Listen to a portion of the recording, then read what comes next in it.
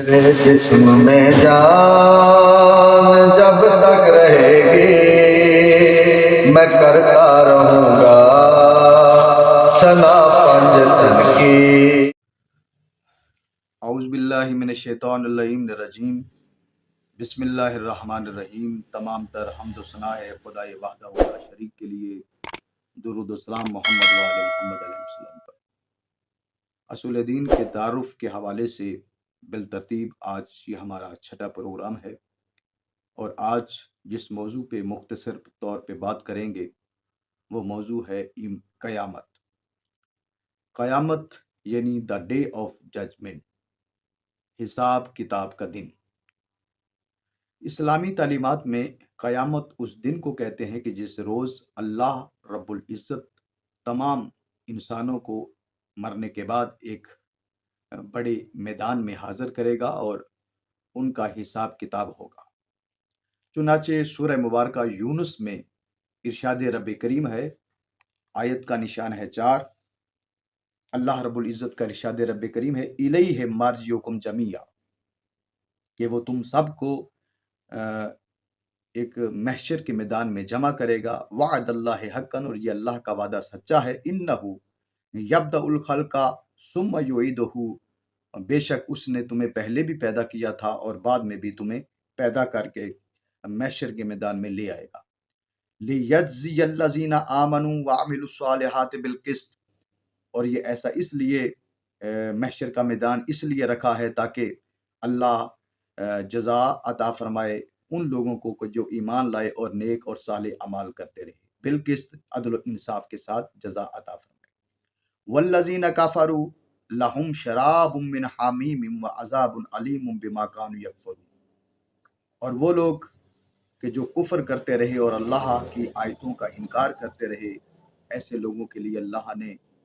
شراب من حمیم، ایک کھولتا ہوا پانی رکھا ہے، وعذاب علیم، اور ایک دردناک عذاب رکھا ہے، بما کانوا یکفرون، اور یہ اس لیے ہے کہ وہ اللہ کی آیتوں کا اور اللہ کی تعلیمات کا مذاق اڑاتے تھے اور اس کا انکار کرتے تھے۔ یہاں جب قیامت کے حوالے سے بات ہوتی ہے تو دو طرح کے نظریات ہمارے سامنے آتے ہیں۔ پہلا نظریہ یہ ہے کہ کچھ لوگ کہتے ہیں کہ صرف یہی دنیا کی چند روز کی زندگی ہے، اس کے علاوہ کوئی اور زندگی نہیں ہے، اور جو کچھ کرنا ہے وہ اسی زندگی میں ہی کر لو۔ جبکہ دوسرا نظریہ یہ ہے کہ اس زندگی کے علاوہ بھی ایک زندگی ہے جہاں پر انسان ہمیشہ زندہ رہے گا، اور وہاں وہ جو زندگی ہوگی اس میں موت نہیں ہے، اور یہ نظریہ اسلام کا نظریہ ہے۔ اب یہاں پر اگر ہم پہلے نظریے، یعنی وہ لوگ جو اللہ کو نہیں مانتے، جو یہ کہتے ہیں کہ یہ دنیا چند روز کی زندگی ہے اور اس کے علاوہ کوئی اور زندگی نہیں ہے، تو اگر ہم اس نظریے کی بات کریں تو اس نظریے کا مطلب یہ ہے کہ جو کچھ بھی کرنا ہے وہ اسی دنیا میں کر لو، اور جو لطف اندوز ہونا ہے وہ اسی دنیا کی نعمتوں سے ہو جاؤ۔ حالانکہ یہ جو نظریہ بنایا گیا ہے، یہ نظریہ خود اپنی رد پیش کرتا ہے، اور وہ اس طرح کہ یہ نظریہ جو بنایا گیا ہے یہ ان لوگوں کو فائدہ دے رہا ہے کہ جو اس دنیا میں زندہ رہتے ہیں، جبکہ ہم دیکھتے ہیں کہ ایک چھوٹا جو بچہ ہے وہ پیدا ہوتے ہی جو مر جاتا ہے، اس دنیا میں آتا ضرور ہے لیکن چند سانسیں لینے کے بعد وہ اس دنیا سے چلا جاتا ہے۔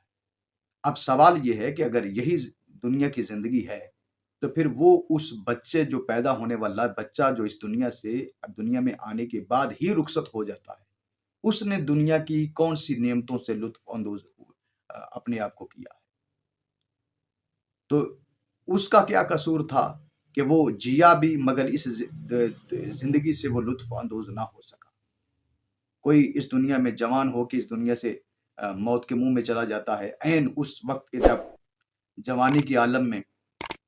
وہ دنیا کی نعمتوں سے لطف اندوز ہونا چاہتا ہے، اسے موت آ دبوچتی ہے اور وہ اس دنیا سے چلا جاتا ہے، اور کوئی بوڑھا ہو کے اس دنیا سے چلا جاتا ہے۔ اب قطع نظر ان باتوں کے، اگر کوئی شخص دنیا میں مکمل طور پر جی بھی لے تو پھر بہت سارے ایسی چیزیں ہیں کہ جو اس انسان کو عارض ہوتی ہیں۔ مثال کے طور پہ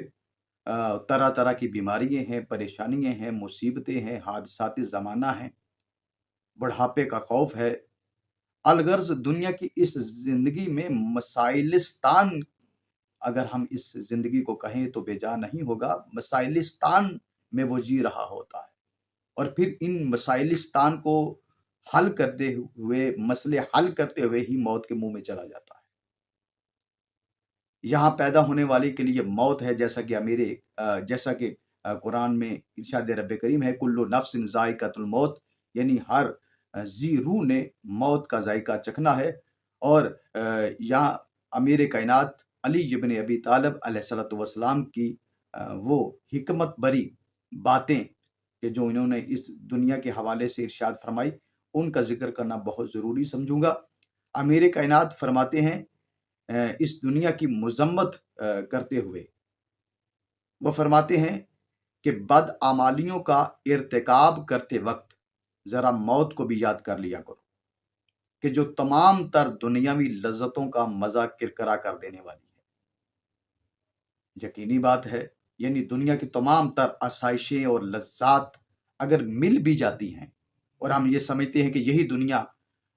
کی نعمتیں اور یہ دنیا ہی زندگی ہے اور اس کے علاوہ کوئی اور زندگی نہیں، تو پھر بھی ایک موت کی صورت میں ایک ایسا اژدہا ہمارے سروں پہ ہر وقت موجود رہتا ہے کہ جو ہماری تمام کی تمام لذات دنیا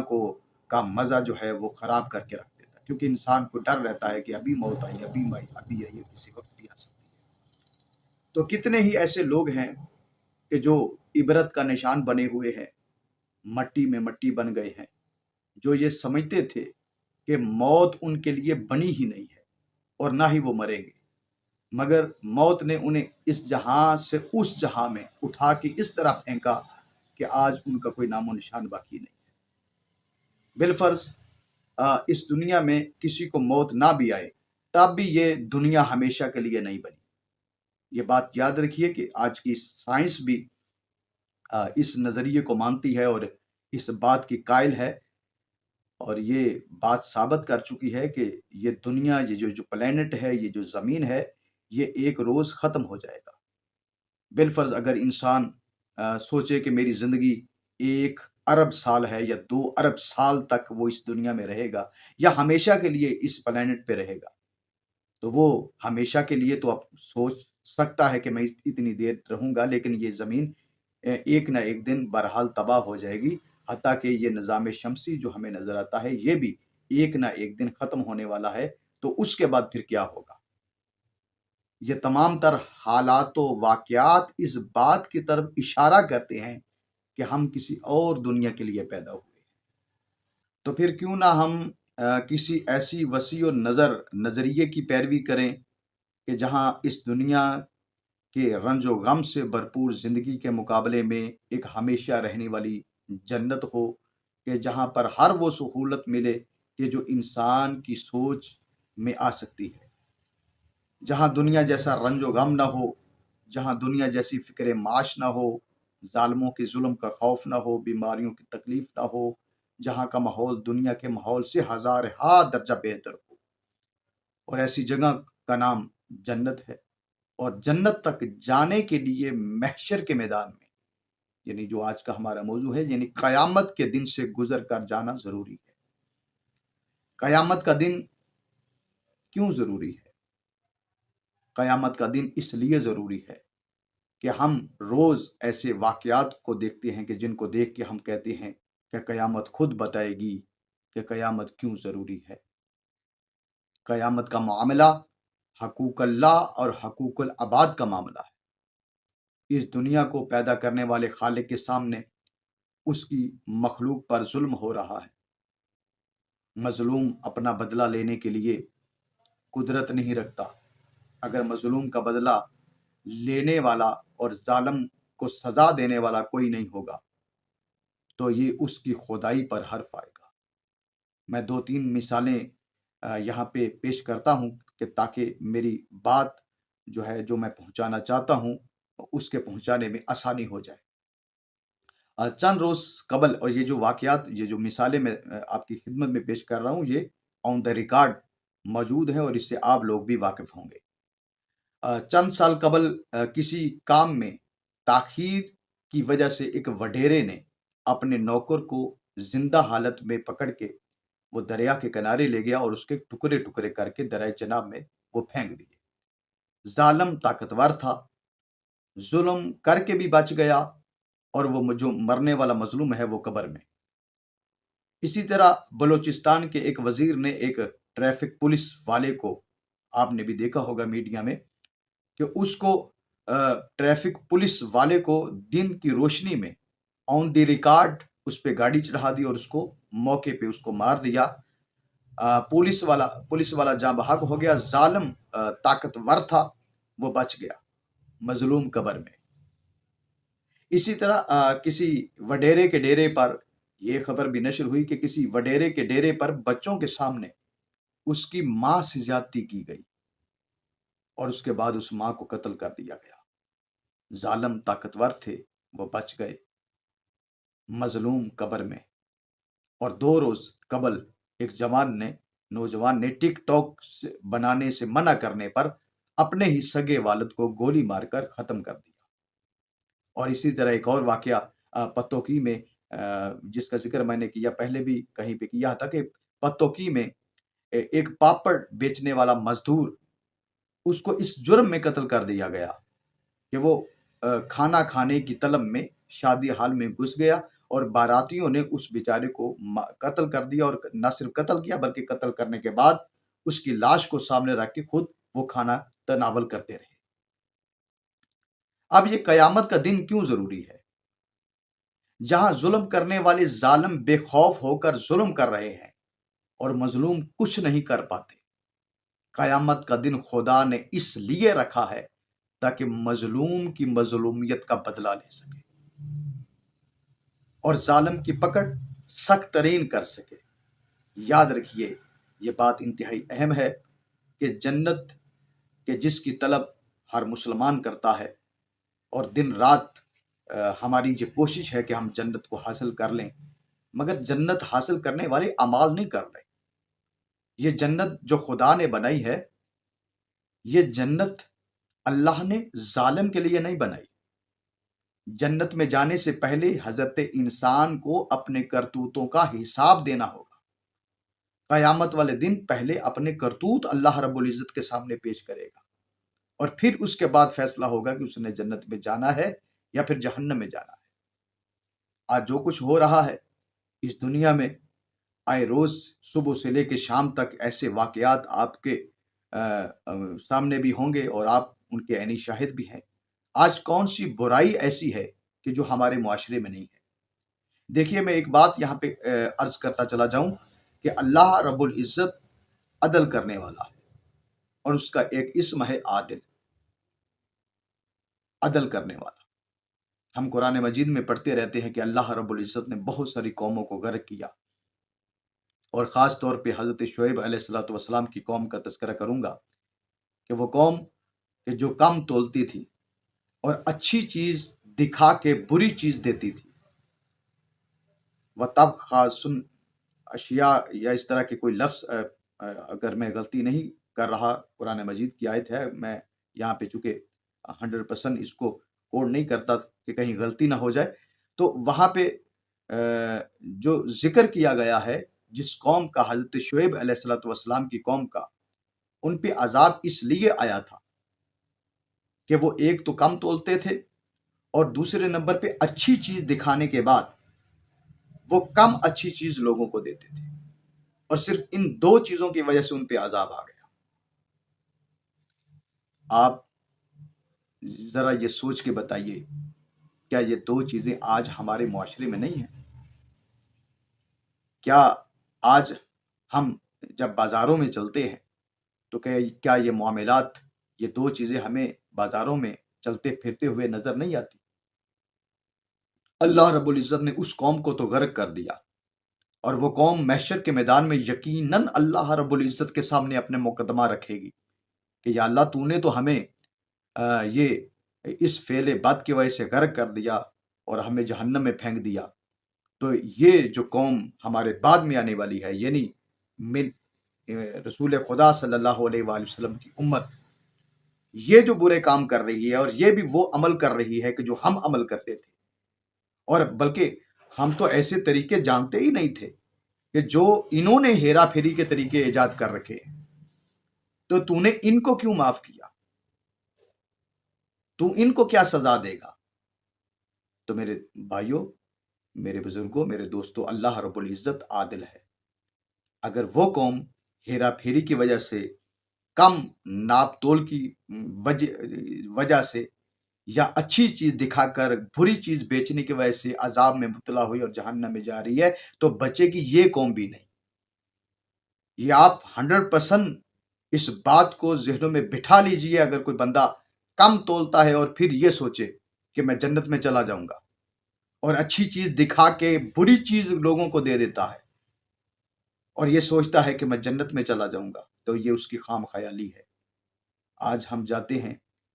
اب مختلف طریقے، آج تو نئے طریقے ایجاد ہو گئے ہیں۔ پمپ پٹرول پہ جاتے ہیں تیل ڈلوانے کے لیے، پیٹرول ڈلوانے کے لیے، تو وہاں پہ اب میٹر کچھ دکھایا جاتا ہے، لیکن فیول جو ہے وہ کچھ ڈالا جاتا ہے۔ مسلمان کر رہے ہیں۔ اب آن لائن کوئی چیز منگواتے ہیں، دکھائی کچھ جاتی ہے، لیکن جب بھیجی جاتی ہے تو وہ کوئی اور چیز ہوتی ہے۔ یعنی اچھی چیز دکھا کے آپ کو بری چیز دی جا رہی ہے۔ پیمانہ یعنی پورا دکھا کے کم تولا جا رہا ہے۔ اور یہ اکثر میری بھی آنکھوں دیکھی یہ حال ہے۔ کوئی پھل لینے جائیں یا سبزی لینے جائیں تو یہ قوم ایسے طریقے دو نمبری کے استعمال کرتی ہے کہ شیطان بھی شرمندہ ہو جاتا ہے کہ یہ ایسے طریقے کہاں سے لے آئے۔ تو میرے دوستوں، میرے بزرگوں، اللہ رب العزت عدل کرنے والا ہے۔ اگر اس قوم پہ عذاب آیا تھا تو اس قوم پہ بھی عذاب ہے، اور عذاب کے مختلف طریقے ہوتے ہیں۔ یہ ضروری نہیں ہے کہ عذاب جو ہے وہ آسمان سے پتھر برسیں، یا آسمان سے کوئی آگ برسے اور وہ قوم غرق ہو جائے۔ نہیں، عذاب کے مختلف طریقے ہوتے ہیں، اور ان طریقوں میں سے سب سے بڑا عذاب یہ ہے کہ اللہ رب العزت انسانوں کو ہدایت سے دور کر دیتا ہے، ان کو ہدایت کے قابل ہی نہیں سمجھتا۔ اسلام سے دور ہو جانا، ہدایت سے غافل ہو جانا، یہ بھی ایک بہت بڑا اللہ کی طرف سے عذاب ہے۔ اور میں نے دیکھا ہے کہ ایسے ہیرا پھیری کرنے والے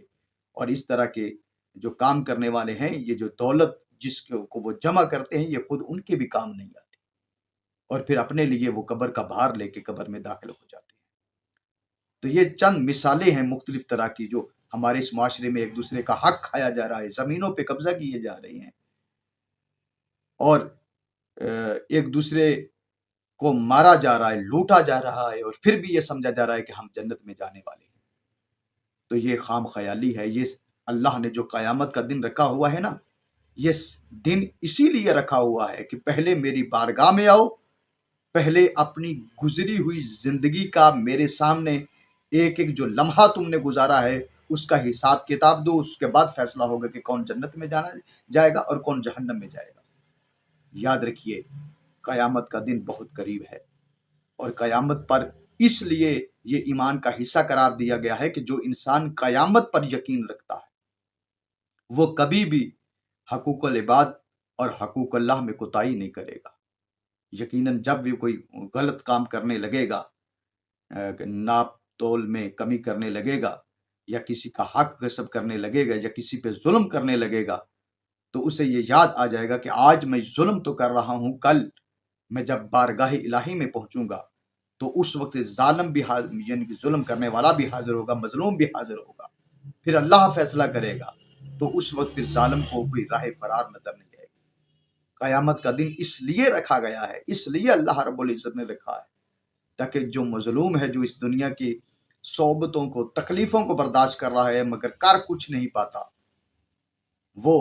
اللہ رب العزت کی بارگاہ میں جائے گا، اور اللہ اسے انصاف دے گا اور اس طرح کی جزا دے گا کہ وہ مظلوم خوش ہو جائے گا کہ یا اللہ تو نے مجھے بہترین جزا عطا فرمائی ہے۔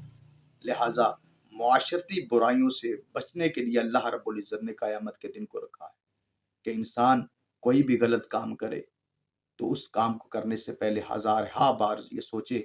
کہ میں نے محشر کے میدان میں حاضر ہونا ہے، اور اس کے بعد پھر یہ فیصلہ ہوگا کہ اس نے جنت میں جانا ہے یا جہنم میں جانا ہے۔ اللہ رب العزت ہمیں معاشرتی برائیوں سے بچنے کی توفیق عطا فرمائے، اور جو فلسفہ قیامت ہے، قیامت کا جو دن ہے، اس دن کی معرفت عطا فرمائے کہ یہ دن اللہ رب العزت نے کیوں رکھا، اور اس کو سمجھنے کی توفیق عطا فرمائے۔ وآخر دعوانا ان الحمد للہ رب العالمین۔